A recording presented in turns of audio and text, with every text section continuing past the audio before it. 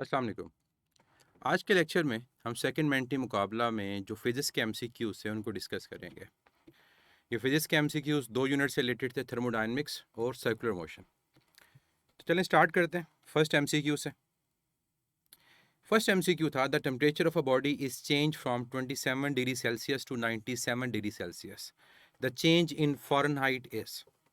अब क्वेश्चन को अगर आप पढ़ें तो क्वेश्चन में कहता है कि हमारे पास बॉडी का टेम्परेचर 27 से 97 डिग्री सेल्सियस हो रहा है, तो बताएं कि फ़ारेनहाइट में चेंज कितना आएगा। तो पहले तो जो चीज़ गिवन है वो ये गिवन है कि टेम्परेचर का चेंज सेल्सियस में, तो 97 माइनस 27 ये हमें गिवन है 70 डिग्री सेल्सियस। क्या चीज़ फाइंड करनी है? टेम्परेचर का चेंज फाइंड करना है हमने फ़ारेनहाइट में। अब क्या फार्मूला यूज़ होगा? मैंने लेक्चर में आपको बताया था कि टेम्परेचर के चेंज का फार्मूला क्या होता है। उसको हमने कुछ यूँ लिखा था, temperature change in Celsius over 100 is equal to temperature change in Fahrenheit divide by 180। 180 को क्रॉस मल्टीप्लाई करेंगे तो 180 ओवर 100, 20 इंटू 9 180, 20 इंटू 500, तो फार्मूला बन जाएगा change in temperature in Fahrenheit is equal to 9/5। 9/5 को 1.8 भी लिखा जा सकता है, और साथ आ गया टेम्परेचर चेंज इन सेल्सियस। अब यहाँ पर वैल्यू पुट कर दें। टेम्परेचर का चेंज सेल्सियस में कितना है? 70, तो ये 70 आ गया।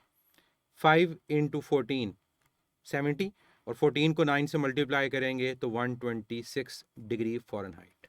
तो करेक्ट ऑप्शन क्या है इसकी? चार्ली।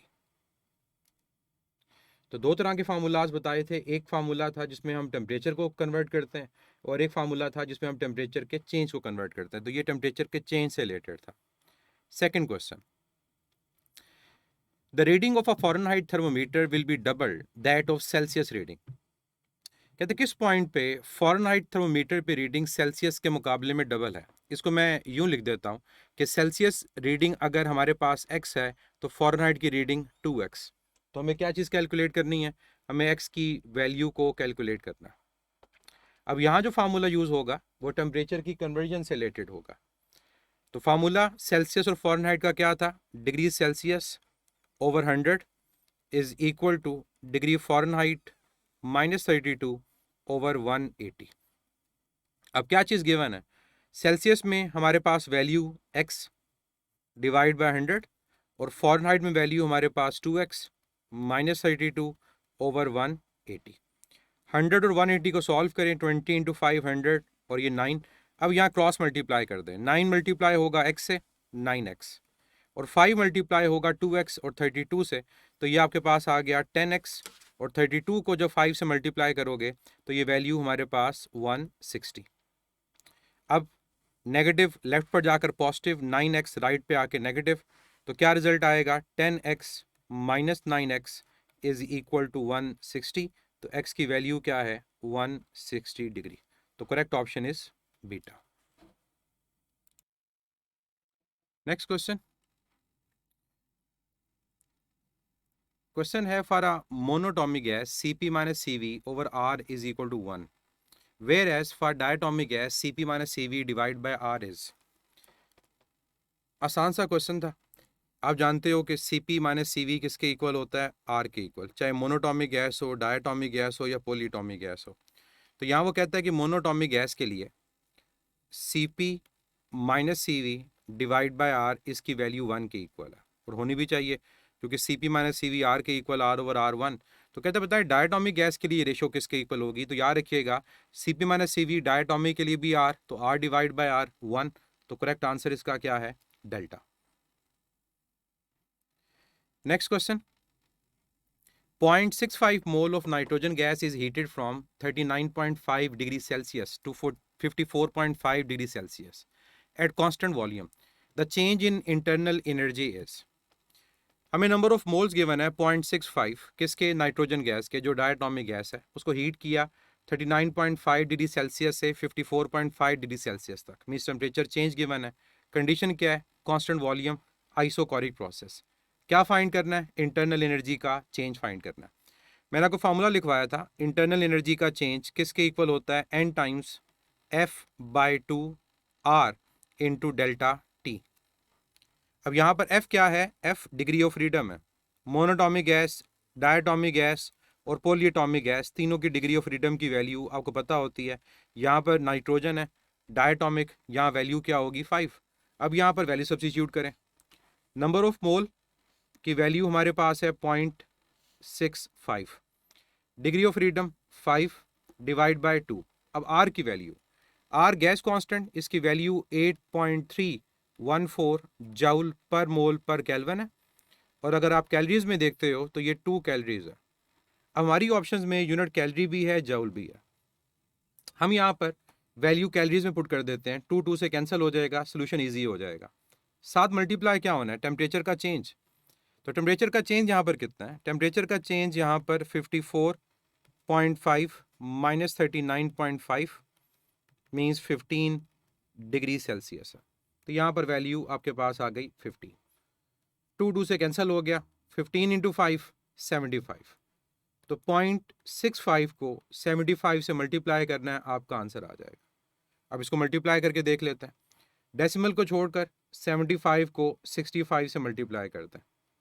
तो 5 into 5 25, 7 into 5 35 plus 2 37, 6 into 5 30 and 6 into 7 42, 42 plus 3 45। तो यह आ गया 5784। अब डेसिमल यहाँ पर है आफ्टर 2 प्लेसेस, तो डेसिमल यहाँ से यहाँ मूव कर जाएगा। तो 48.75 आपका राइट आंसर है। और आर की वैल्यू हमने कैलोरीज में यूज़ की थी, तो आंसर भी कैलोरीज में। तो right answer alpha. Next question, if delta U represents the increase in its internal energy and W the work done by the thermodynamic system, then अगर डेल्टा यू रिप्रेजेंट करता है internal energy के increase को और W represent करता है work done by the thermodynamic system, तो इनमें से कौन सी इक्वेशन हमारे पास करेक्ट होगी। वन बाय वन सबको देखें। फर्स्ट ऑप्शन है कि delta you is equal to minus W in isothermal process. ये गलत है। क्यों? क्योंकि आइजोथर्मल प्रोसेस में तो टेम्परेचर चेंज नहीं होता और उसमें इंटरनल एनर्जी का चेंज जीरो के इक्वल। उसमें हमारे पास equation heat is equal to work done इस फॉर्म में आती है। Second option delta you is equal to minus work done in adiabatic process, ये करेक्ट है। क्यों? एडियाबैटिक प्रोसेस में हम लोग जानते हैं कि हीट की वैल्यू जीरो। तो फर्स्ट लॉ ऑफ थर्मोडायनेमिक्स पे जब आप इसको अप्लाई करोगे तो Q के जीरो होने से हमारे पास जीरो इक्वल आएगा work done plus delta U के। तो यहाँ से रिजल्ट आ जाएगा delta you is equal to minus work done. और ये क्या है, ये हमारे पास एडियाबैटिक कंप्रेशन की इक्वेशन है, जहाँ पर इंटरनल एनर्जी यानी टेम्परेचर इंक्रीज कर रहा होता है और work done on a system. इसी वजह से यहाँ पर साइन क्या है, नेगेटिव, और डेल्टा यू इंक्रीज यहाँ पॉजिटिव। तो correct answer is beta. Next question, in a cycle shown the heat absorbed during BC for 1 mole of diatomic gases। अब जो क्वेश्चन था उसमें हमारे पास एक साइकिल मेंशन था, बेसिकली प्रेशर वॉल्यूम डायग्राम थी। उसको मैं ड्रॉ कर देता हूँ। ट्रायंगुलर शेप और 3 पॉइंट्स मेंशन थे। ये पॉइंट ए, ये पॉइंट हमारे पास बी और ये पॉइंट हमारे पास सी। और ये एरो थे जो रिप्रेजेंट कर रहे थे साइक्लिक प्रोसेस में कि कहाँ कंप्रेशन और कहाँ एक्सपेंशन हो रही है। वैल्यूज़ यहाँ पर पी नॉट, ऊपर वैल्यू रिक्वायर्ड नहीं है क्योंकि हमें बी टू सी रिक्वायर्ड है सिर्फ इस इंटरवल के अंदर। यहाँ पर वॉल्यूम वी नॉट था और यहाँ वॉल्यूम 2 टाइम्स वी नॉट था। अब क्वेश्चन क्या है, फ्रॉम बी टू सी हमारे पास कितनी हीट एब्जॉर्ब हुई है। तो बी टू सी आपने हीट को कैलकुलेट करना। यूज़ करेंगे हम फर्स्ट लॉ ऑफ थर्मोडायनेमिक्स को। फर्स्ट लॉ ऑफ थर्मोडायनेमिक्स के अकॉर्डिंग हीट इक्वल है work done plus change in internal energy. B to C pressure constant है या आइसोबैरिक प्रोसेस, इसमें कोई चीज़ जीरो नहीं होगी। रिप्लेस करें वर्क को pressure into change in volume. अगर ऑप्शंस को देखें तो पी और वी की फॉर्म में ऑप्शंस हैं, मींस हमें अपनी इक्वेशन को पी वी की फॉर्म में कन्वर्ट करना है। डेल्टा यू किसके इक्वल है, delta U change in internal energy, जैसे हमने पीछे क्वेश्चन में किया, आप उस फॉर्म में भी इसको लिख सकते हो n times f by 2 RT। और इसकी जगह आप ये भी लिख सकते हो कि ये किसके इक्वल है, n times CV into delta T. दोनों करेक्ट है। अब यहाँ पर रिप्लेस किसे करें, CV को। CV किसके इक्वल होता है, CV हमारे पास इक्वल होता है R divide by gamma minus 1। तो यहाँ पर गैमा -1 और साथ डेल्टा टी। ऐसा क्यों किया? ताकि न्यूमरेटर में एन आर डेल्टा टी, इसकी जगह दोबारा पी डेल्टा वी रिप्लेस कर दें, क्योंकि क्या इक्वेशन होती है, P V is equal to N R T. तो रिजल्ट क्या आ गया, Q is equal to P delta V plus P delta V divide by gamma -1। P delta V common ले लें, तो आप डायरेक्ट ये फार्मूला आइंदा यूज़ कर सकते हैं अगर आप ड्राइव नहीं करना चाह रहे। P delta V times 1 plus 1 over gamma -1। अब यहाँ पर बारी है वैल्यूज़ को सब्स्टिट्यूट करने की। अब प्रेशर की वैल्यू देखें क्या है। प्रेशर की value B to C P naught है, यहाँ पी नॉट आ गया। डेल्टा वी वॉल्यूम का चेंज, कंप्रेशन हो रही है, तो फाइनल वी नॉट है इनिशियल टू वी नॉट, तो ये आएगा V naught minus two V naught. साथ क्या है, साथ हमारे पास है 1 प्लस 1 ओवर गैमा -1। गैमा की वैल्यू क्या होती है डायटोमिक गैस के लिए, 7/5, तो ये 7/5 आ गया -1। अब सॉल्व कर लें, आपका रिजल्ट आ जाएगा। सिंपल एलसीएम है, वी नॉट में से 2 वी नॉट सब्ट्रैक्ट करोगे तो ये आ जाएगा minus P naught into V not.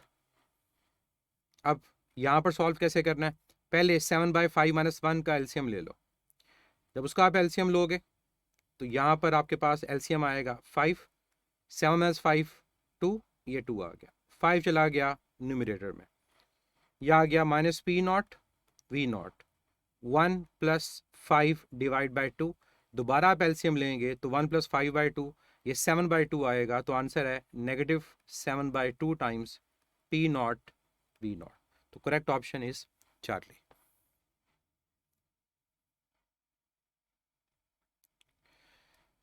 Next question, ये भी ट्रिकी क्वेश्चन था। N1 mole of monatomic gas is mix with N2 mole of diatomic gas. ये मिक्सचर से रिलेटेड क्वेश्चन है और मैंने आपको मिक्सचर से रिलेटेड सीपी और सीवी के रिलेशन बताए थे, उन्हीं को यहाँ पर यूज़ करेंगे। तो N1 mole monatomic gas, N2 mole diatomic gas. CP over CV for the mixture is found to be 1.5 और मिक्सचर का CP ओवर CV गिवन है। क्या फाइंड करना है, N1 रेशो N2। अब पहले तो आपको ये पता होना चाहिए कि मिक्सचर के लिए CP और CV का फार्मूला क्या है। CP का फार्मूला फर्स्ट गैस, उसके नंबर ऑफ मोल, उसकी molar specific heat constant pressure पे, सेकंड गैस के नंबर ऑफ मोल और उसकी स्पेसिफिक हीट कांस्टेंट प्रेशर पे, divide by N1 plus N2। और सिमिलरली CV, उसमें क्या करोगे, बस CP की जगह CV रिप्लेस कर दोगे। बाकी आपका जो फार्मूला है उसी तरह रहेगा, 1 CV1, यहाँ पर N2 CV2 divide by N1 plus N2। अब जब आप इन दोनों को डिवाइड करोगे, क्योंकि डिवाइड इसलिए कर रहे हैं क्योंकि आपको CP ओवर CV की वैल्यू गिवन है, तो ये जो डिनोमिनेटर है ये कैंसिल आउट हो जाएगा। जब कैंसिल आउट होगा तो रिजल्ट आपके पास इस फॉर्म में आ जाएगा, NCP1 plus N2 CP2 whole divide by N1 CV1 plus N2 CV2। अब वैल्यू में गिवन है CP ओवर CV की कितनी, 1.5, उसको सब्स्टिट्यूट कर दें, 1.5 सब्स्टिट्यूट कर दें और ज़्यादा बेहतर है इसको 3/2 लिख दें। तो मैंने CP ओवर CV जो 1.5 के इक्वल था उसकी जगह मैंने 3/2 पुट कर दिया ताकि सोल्यूशन ईजी हो। राइट साइड पे आपको CP1 और CP2 की वैल्यू पता होनी चाहिए। वन कौन है, one monoatomic gas. Monoatomic gas के CP की वैल्यू 5/2R होती है, तो यह आ गया 5/2R प्लस 2 डायटोमिक गैस है, उसकी CP की वैल्यू 7/2 डिवाइड बाय N1 अब नहीं आएगा, यहाँ पर N1 CV1। अब CV1 किसका, मोनो का, 3/2R और CV2 डाया का 5/2R। फिलहाल कोई चीज़ कैंसिल आउट नहीं हो रही, न्यूमरेटर में और डिनोमिनेटर में कॉमन क्या आ रहा है, R/2, तो R/2 कॉमन लें। जब R/2 कॉमन लेंगे ऊपर आ गया 5N1 प्लस 7N2। इसी तरह डिनोमिनेटर के अंदर भी R/2 कॉमन आएगा, तो ये आपके पास आएगा 3N1 plus 5 times N2। R/2 से cancel, last step cross multiply करते हैं, 3N1 प्लस 5N2 3 से मल्टीप्लाई होगा तो यह आएगा 9N1 प्लस 15N2। 2 मल्टीप्लाई होगा 5N1 और 7N2 से, तो ये आपके पास आएगा 10N1 प्लस 14N2। अब n2 एक तरफ ले जाओ, n1 एक तरफ, आपका आंसर आ गया 9n1 10n1 से सब्ट्रैक्ट होगा, 14n2 15n2 से सब्ट्रैक्ट होगा। तो क्या आंसर आया 15n2 minus 14n2 and 10n1 minus 9n1 n2 is equal to n1 means n1 over n2 is equal to 1 over 1 या simply 1। तो करेक्ट आंसर इज अल्फा। तो जो फार्मूला थे उसी को आपने यूज किया और कैलकुलेशन से आपका आंसर आ गया। Next question, a gas with gamma 4/3 is heated at constant pressure, the percentage of total heat supplied for work is। अब हमारे पास क्वेश्चन में कहता है कि गैस है जिसके गैमा की value mean CP over CV की रेशियो 4/3 है, उसको हीट किया कांस्टेंट प्रेशर पे। कहता है कितने परसेंट हीट वर्क में कन्वर्ट होगी। कितने परसेंट हीट वर्क में कन्वर्ट होने का मतलब एक तरह की एफिशिएंसी है कि आपने यहाँ पर कैलकुलेट करनी है वर्क और हीट की रेशियो। आपको इसका डायरेक्ट फार्मूला भी पता होना चाहिए, मैं आपको बता देता हूँ कैसे आएगा। अगर आपको कांस्टेंट प्रेशर के ऊपर वर्क और हीट की रेशियो को कैलकुलेट करना है तो वर्क और हीट की वैल्यू पुट कर दें। वर्क की वैल्यू पी डेल्टा वी और क्यू पी कांस्टेंट प्रेशर पे वो N C P delta T. P delta V replace कर दें एन आर डेल्टा टी से और नीचे सी पी को रिप्लेस कर दें। अभी कर दें या बाद में कर दें आपकी मर्जी, मैं इसको बाद में कर देता हूँ। यहाँ पर N C P delta T, N cancel हो गया, डेल्टा टी कैंसिल हो गया। ये आपके पास वर्क और हीट की जो रेशो कांस्टेंट प्रेशर पे वो आर ओवर सी पी के इक्वल है। और मैंने आपको बताया था कि आर ओवर सी पी और आर ओवर सी वी को कैसे कैलकुलेट करते हैं। आर ओवर सी पी की वैल्यू क्या थी 1 माइनस 1 ओवर गैमा। तो सिंपल, अब आपकी कैलकुलेशन है, आपको गैमा की वैल्यू गिवन है, आप फाइंड कर सकते हो कि कितना हिस्सा हीट का वर्क में कन्वर्ट हुआ।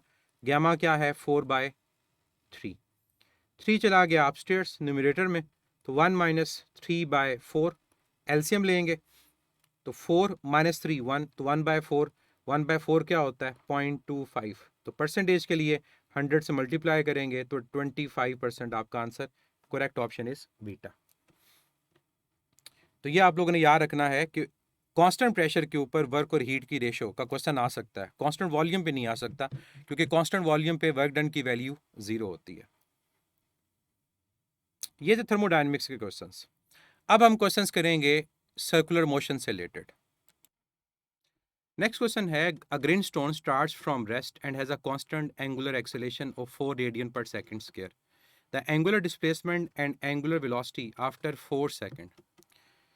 हमारे पास बॉडी स्टार्ट हुई रेस्ट से, मींस ओमेगा आई की वैल्यू 0 है, कांस्टेंट एंगुलर एक्सेलरेशन अल्फा की value 4 radian per second square है। फाइंड करनी है दो चीज़ें, एंगुलर डिस्प्लेसमेंट और इसके अलावा एंगुलर वेलोसिटी, और टाइम गिवन है 4 सेकंड। ये क्वेश्चन है related to equations of angular motion. जब थीटा कैलकुलेट करना है सेकंड इक्वेशन को यूज़ कर लें, theta is equal to omega i t plus half alpha t square. Omega e की वैल्यू 0, अल्फा की वैल्यू 4 और टाइम की वैल्यू 4। 4 का स्क्वायर 16, ये कैंसिल होगा तो 16 इंटू 2 32 रेडियन। दूसरी चीज़ आपको कैलकुलेट करनी है angular velocity after 4 second means omega F. First equation को यूज़ कर लें, omega F is equal to omega I plus alpha into T.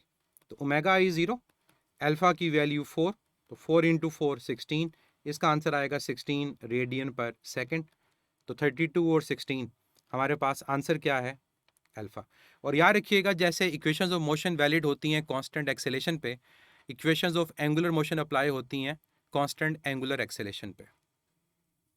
Next question, a volunteer is rotated in a horizontal circle of radius. अब यहाँ पर एक data missing था कि कितना radius 7 metre. Find the period of rotation for which acceleration is equal to 3g। Find करना है time period की वैल्यू जिसके लिए एक्सेलेरेशन कितना है 3g। अब यहाँ पर जो फार्मूला यूज होना है वो सिंपल, सेंट्रीपिटल एक्सेलेरेशन का in terms of omega A C is equal to R omega square. Acceleration कितना है 3g, यहाँ पर 3g रिप्लेस कर दें। आर रेडियस जो बाद में 7 पुट करेंगे, ओमेगा किसके इक्वल है 2 pi over T whole square. हमें रिक्वायर्ड है टाइम पीरियड, तो यहाँ पर आप क्या करें, दोनों साइड पे अंडर रूट ले लें। जब अंडर रूट लेंगे तो ये आपके पास आ गया 3g equal to square cancel हो जाएगा अंडर रूट ऑफ आर, और साथ आ गया 2 pi over time period, cross multiply, तो फार्मूला बन गया t is equal to 2 pi times under root of R, और ये 3g यहाँ पर आ जाएगा। अब यहाँ पर आप वैल्यूज को सब्स्टिट्यूट करें। आर की वैल्यू जो मिसिंग थी वो 7।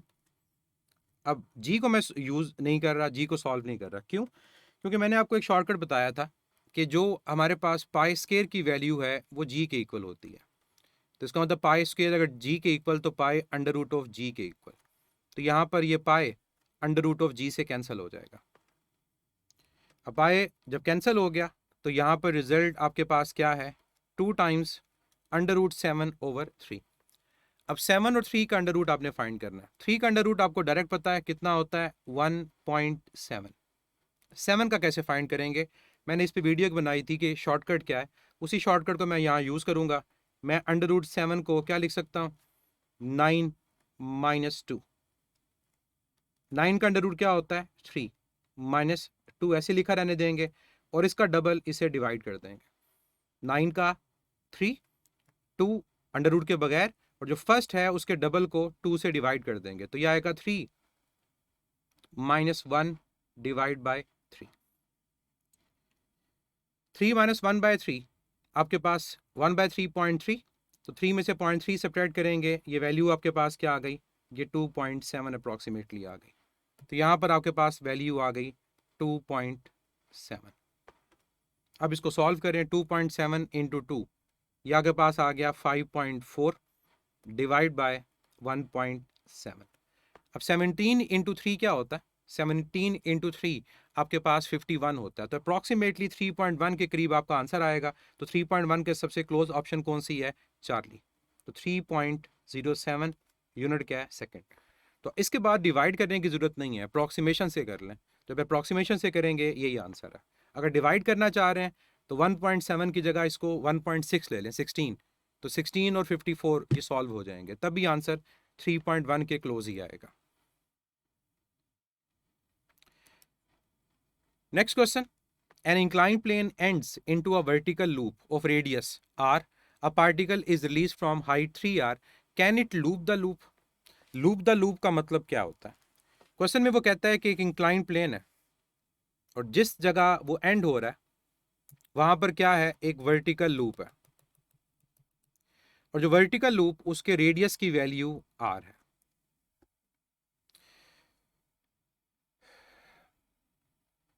तो कहता है अगर इंक्लाइन प्लेन में एक बॉडी को हाइट 3r से ड्रॉप करें तो क्या जब वो बॉटम पे पहुंचेगा तो लूप द लूप मींस वो अपना ये लूप कंप्लीट कर पाएगा, और लूप कंप्लीट करने के लाजमी है कि वो इसके मैक्सिमम हाइट तक पहुंचे। अब ये किससे रिलेटेड क्वेश्चन है, ये वर्टिकल सर्कुलर मोशन से रिलेटेड क्वेश्चन है कि जब वर्टिकल सर्कल में बॉडी टॉप पॉइंट पर होती है तो टॉप पॉइंट के ऊपर उसकी वेलोसिटी कितनी है, अंडर रूट जी आर, और बॉटम पे उसकी वेलोसिटी कितनी है, अंडर रूट 5 जी आर। तो जब तक हमारे पास बॉटम पॉइंट के ऊपर उसकी जो वेलोसिटी है वो अंडर रूट 5 जी आर नहीं होगी, वो हाईएस्ट पॉइंट पे नहीं पहुंच सकता।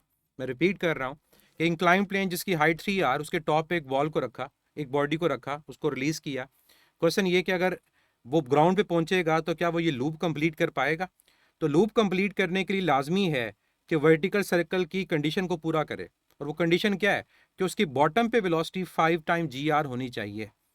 अगर ये 5 टाइम जी आर होगी तो वो अपना ये लूप कंप्लीट कर लेगा।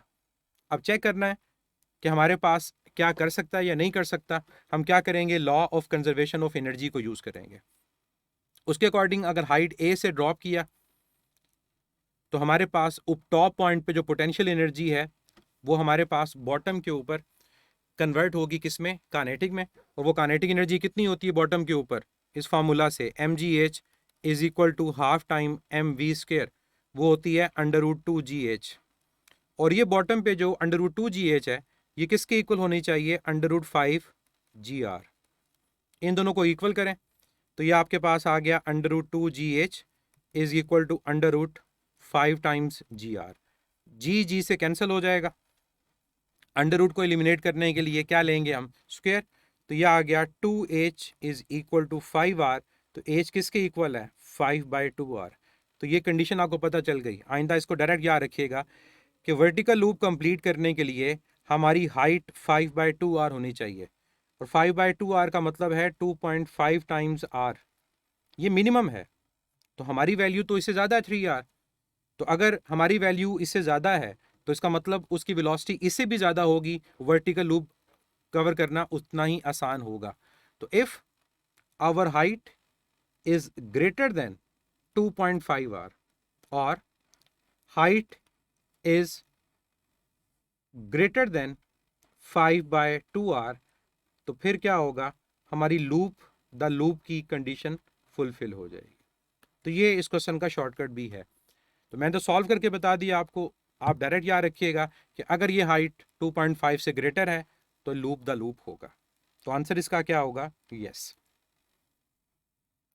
A particle revolving in a circular path completes first 1/3 of circumference in 2 seconds, while next 1/3 in 1 second.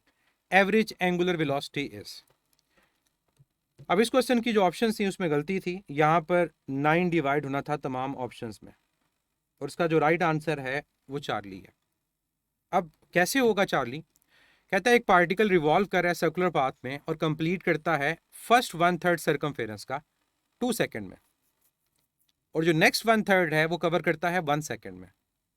1/3 का मतलब क्या होगा, 1/3 ऑफ रेवोल्यूशन का या सर्कल रोटेशन का मतलब होगा कि टोटल एंगल का 1/3, और टोटल एंगल कितना होता है वो 2 पाई।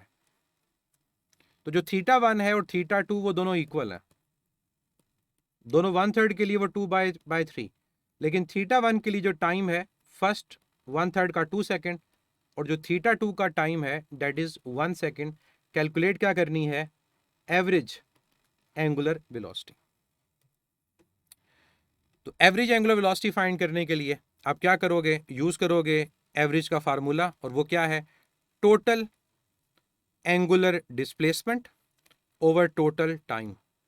यहाँ ये नहीं कर देना कि θ1 प्लस θ2 ω1 प्लस ω2 डिवाइड बाई 2, क्योंकि हमें तो वैल्यूज ही नहीं गिवन ω1 और ω2 की। तो यहाँ पर आप क्या करोगे, total displacement over total time. तो टोटल डिस्प्लेसमेंट मीन्स θ1 प्लस θ2, तो वो क्या है 2π/3 प्लस 2π/3। नीचे T1 प्लस T2 2 प्लस 1, तो 2π प्लस 2π 4π/3। क्योंकि न्यूमरेटर सेम हो तो सिंपल एडिशन, तो 2π सिंपल ऐड हो जाएगा। लेकिन अगर 2π और यहाँ 5π फिर ऐड नहीं होगा, फिर एलसीएम से सॉल्व, सॉरी अगर डिनोमिनेटर सेम फिर ऐड होगा, अगर डिनोमिनेटर सेम नहीं फिर ऐड नहीं होगा, या दोनों 3 हैं ऐड हो जाएगा। अगर यहाँ 3 और 5 होता तो फिर एलसीएम लेते हैं। और 2 + 1 3, तो 3 × 3 9, 4π/9 हमारा आंसर है। Correct option is Charlie.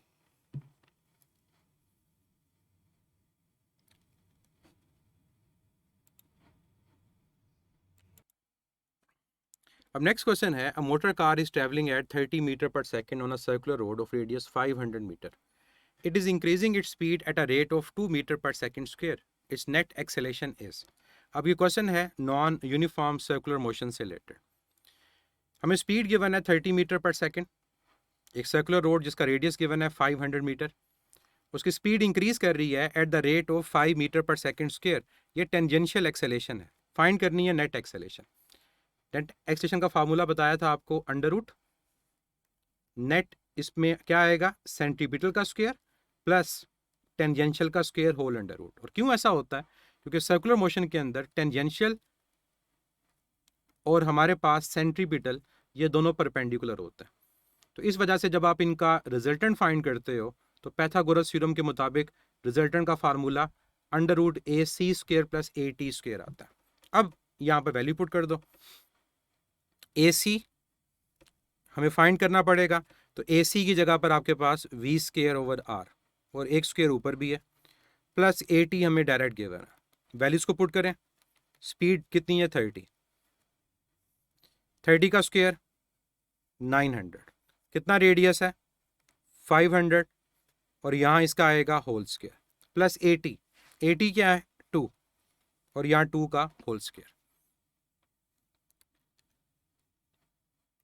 Next 900 और 500, बल्कि यहाँ मैंने गलती की, सॉरी सही किया, तो v का स्क्वायर है ऊपर 900, नीचे 500, दोनों जीरो कैंसिल हो गए, 9 का स्क्वायर और 5 का स्क्वायर, यह आ गया 81 ओवर 25 प्लस 2 का स्क्वायर 4 होल अंडर रूट। अब यहाँ पर एलसीएम ले लें, एलसीएम आपके पास 25, यहाँ पर 81 प्लस 25 इंटू 400, तो वैल्यू क्या आ गई, under root of 181 divide by 25। अब यहाँ पर अप्रॉक्सीमेशन, अब ये सोचें कि 181 का या तो शॉर्टकट से अंडर रूट फाइंड कर लें, या फिर 181 के सबसे क्लोज जो वैल्यू है वो सोचेंगे क्या है। 181 के सबसे क्लोज वैल्यू हमारे पास 169, और 169 का अंडर रूट क्या होता है 13, तो वैल्यू 13 से बड़ी और 14 से क्या होगी, वो लेसर होगी। तो ऊपर आपके पास जो वैल्यू है वो क्या है 13, नीचे वैल्यू क्या है 25, 25 का अंडर रूट 5, तो ये वैल्यू क्या आ गई, ये 13 ओवर 5 आ गई। अब 13 ओवर 5 सॉल्व करना आसान है, 5 इंटू 2 10, रिमाइंडर क्या है 3.0, 5 इंटू 6 30, तो अप्रॉक्सीमेशन से 2.6, हमने वैल्यू कम ली थी, एक्चुअल आंसर 2.6 से स्लाइटली ग्रेटर होगा, तो सबसे क्लोज आंसर क्या है 40, तो 2.6 मीटर पर सेकंड स्क्वायर। अगर आप शॉर्टकट से करना चाह रहे हो तो 181 पे शॉर्टकट अप्लाई कर दो। अब शॉर्टकट अप्लाई का तरीका मैंने बताया, दोबारा सुन लें। 181 को ब्रेक करके लिखें, 181 के सबसे क्लोज क्या है, अभी मैंने आपको बताया कि 181 के सबसे क्लोज क्या है, 181 के सबसे क्लोज 169, या 169 आ गया। अब 169 और हमारे पास 181 का कितना डिफरेंस है 12, यह आ गया 12। और अगर आप यहाँ पर 181 से बड़ी वैल्यू को लेना चाहें तो वो क्या आएगी 196, तो फिर आप 196 माइनस 15 लिखेंगे, और इस केस में 169 प्लस 12 आएगा। अब 169 का अंडर रूट क्या होगा 13, 13 लिख दिया, प्लस 12, और 13 का डबल यहाँ डिवाइड हो जाएगा जो 26 है। अब 12 ओवर 26 को सॉल्व करें, प्लस 13 आपके एग्जैक्ट अंडर रूट की वैल्यू आ जाएगी। तो अगर आप 12 को डिवाइड करते हो 26 से, तो ये वैल्यू अप्रॉक्सीमेटली आपके पास आ रही है 0.46, मैं 0.5 लिख देता हूँ, जैसे आप 24 अज्यूम कर लें, तो ये कितना आ गया 13.5, ये एग्जैक्ट आपके पास वैल्यू है जिसको हमने अप्रॉक्सीमेशन से 13 लिखा था। Next question, the length of second hand in watch is 1 centimetre, the change in velocity of its tip in 15 second is. हमारे पास एक सेकंड हैंड है घड़ी का, उसकी जो लेंथ है 1 सेंटीमीटर, मीन्स ये हमारे पास एक तरह का रेडियस है।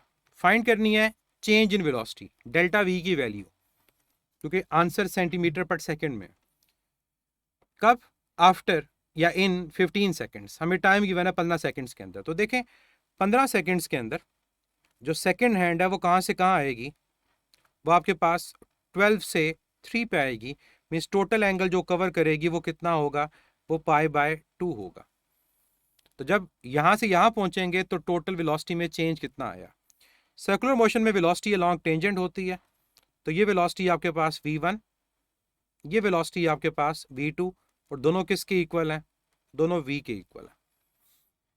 अब चेंज फाइंड करने का मतलब होगा डेल्टा v, और दोनों की डायरेक्शन सेम नहीं है, ये राइट डायरेक्शन में है, ये डाउनवर्ड है। जब डायरेक्शन सेम ना हो तो वेक्टर फॉर्म यूज करेंगे, तो डेल्टा v यह आएगा v2 minus v1, delta v is equal to v2 minus v1।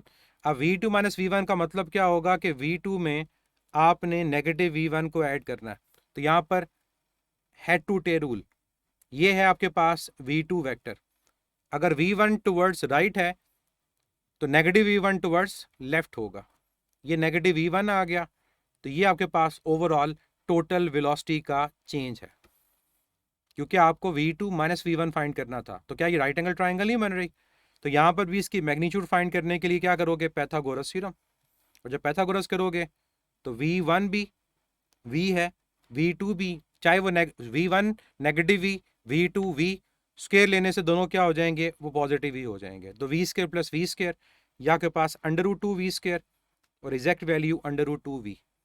अब v की जगह पुट कर दें आर ओमेगा। जब v की जगह पुट करोगे आर ओमेगा, तो यहां पर आपको वैल्यू पता है ओमेगा क्या होता है, that is equal to 2 pi over क्या होगा 15 होगा, नो ये बेसिकली ओमेगा सेकंड हैंड का है, और सेकंड हैंड में हमारे पास 2 पाई रोटेशन कितने टाइम में कंप्लीट होती है, इन 60। तो ये आपके पास 30 आ गया।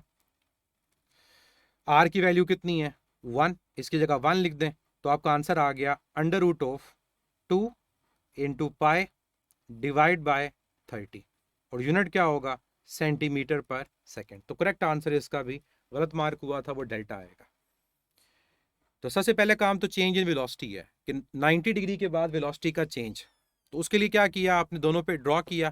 तो यहाँ वेलोसिटी वेक्टर राइट है, यहाँ डाउनवर्ड, दोनों में आपने डिफरेंस फाइंड करना है। तो v2 minus v1, negative v1 find करेंगे, हेड टू टे रूल से डेल्टा v आ जाएगा, right angle triangle, Pythagoras theorem से मैग्नीट्यूड आ गई।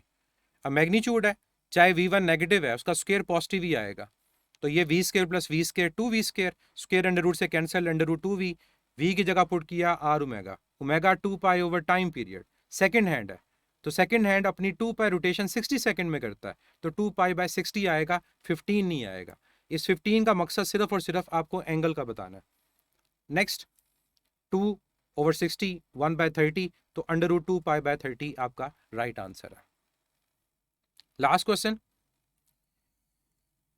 लास्ट क्वेश्चन है a can filled with water is revolved in a vertical circle of radius 4 metre and water just does not fall down, the time period of revolution is.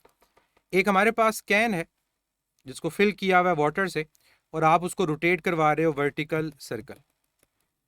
तो कहता है क्या time period होगा कि पानी ना गिरे। पानी कहां पर नहीं गिरेगा, टॉप पोजीशन पे।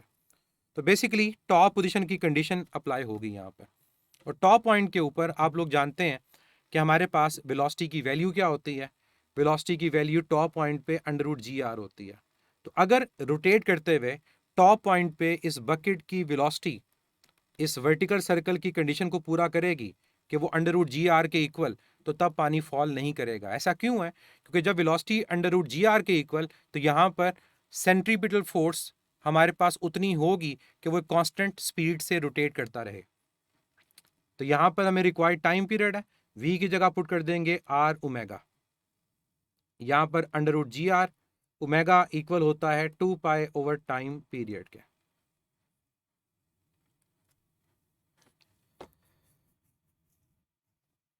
अब नेक्स्ट स्टेप आपके पास क्या होगा, नेक्स्ट स्टेप आपके पास ये होगा कि आप फार्मूला को एक फॉर्म दें। तो फार्मूला की एक फॉर्म देने के लिए स्क्वायर लेंगे, स्क्वायर लेके जब सॉल्व करेंगे तो ये सॉल्व होके आ जाएगा t is equal to 2 pi under root R over G. दूसरा तरीका क्या है, अगर आप स्क्वायर लेके नहीं करना चाह रहे तो आप इस अंडर रूट आर को लिख सकते हो, आर को लिख सकते हो कि R is equal to under root of R into under root of R. जब आर की जगह ये लिखोगे तो एक अंडर रूट आर इस अंडर रूट आर से कैंसिल होगा, दूसरा राइट पे आके डिवाइड होकर ये फार्मूला बना देगा। अब यहाँ पर वैल्यूज पुट कर दें, जो रेडियस है वो 4, और जी को मैं जी लिखूंगा, अप्लाई करें shortcut, pi under root of G से कैंसिल हो जाएगा, 4 का अंडर रूट 2, तो 2 इंटू 2 4, तो 4 सेकेंड आपका राइट आंसर है। Correct option is delta. तो ये थे सेकंड मेंटी मुकाबला के फिजिक्स के एमसीक्यूज।